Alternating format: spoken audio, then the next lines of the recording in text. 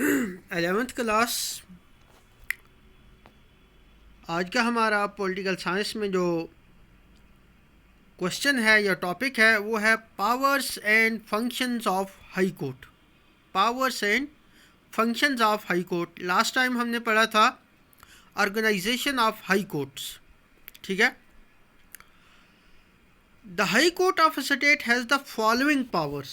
The high court of a state has the following powers: original, appellate, original jurisdiction, appellate jurisdiction, powers of superintendence, control over subordinate courts, guardian of fundamental rights वगैरह वगैरह। जो original jurisdiction है high court की, the original jurisdiction of high court extends to all civil cases, all civil cases which are in respect of actions of higher value। all civil cases में original jurisdiction high court की extend होती है, यानी जितने भी civil cases of high value होते हैं, higher values होते हैं, तो वो डायरेक्टली हाई कोर्ट में लिए जा सकते हैं, वहाँ पर इंट्रोड्यूस किए जा सकते हैं, वहाँ पर केस किया जा सकता है उनके बारे में। अच्छा जी। Number 2, appellate jurisdiction.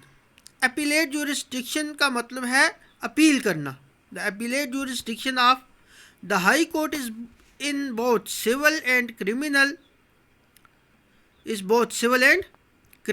दोनों सिविल और क्रिमिनल केसेस में अपीलेट जुरिस्डिक्शन है हाई कोर्ट की। इट कम्स एज फर्स्ट और second appeal in civil cases. It comes as first और second appeal in civil cases.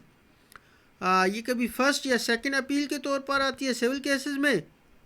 Appeals arise from decisions bye district जजेस and subordinate जजेस in higher value cases to the high court. Likewise, decisions comes on matter of fact as well as law when a subordinate court inferior to the high court gives a decision on an appeal from inferior court.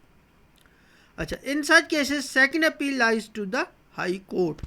अच्छा, जो criminal appellate jurisdiction of high court extends to appeals from the decisions of a sessions judge or an additional session judge when the sentence of imprisonment extends 7 years।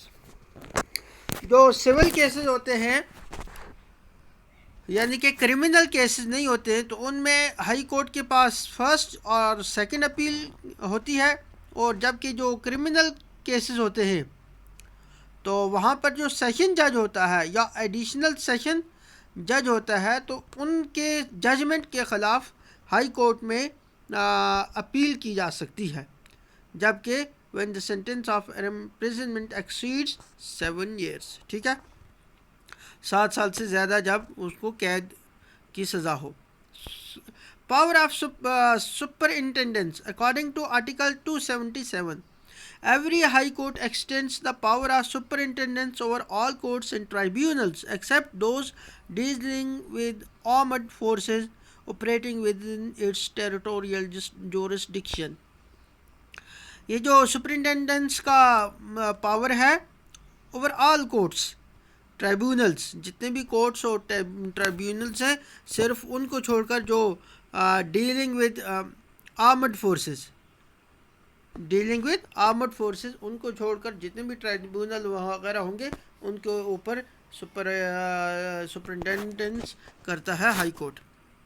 Control over subordinate court. Number 4, the high court is the head of judiciary in the state and is empowered to transfer constitutional cases from lower courts if the high court is satisfied that matter involves a question of law and is beyond the jurisdiction of subordinate court, it can withdraw the case and dispose it of itself।